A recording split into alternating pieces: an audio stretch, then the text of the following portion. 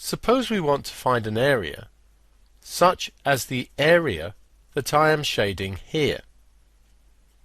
Clearly, this is not a regular shape, and we can't construct it from regular shapes. A different approach is needed, and the definite integral is part of this approach. The approach we take is to consider a strip.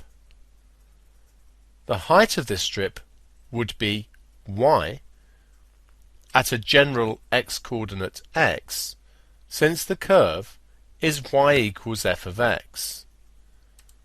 The width of the strip we take to be dx. Clearly, this is part of the curve, and therefore it's not a regular shape.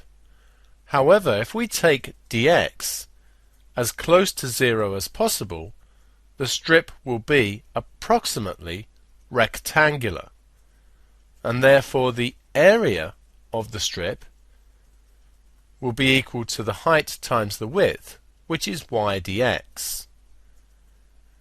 What we need to do is sum such strips over the whole of the area, from x equals a to x equals b.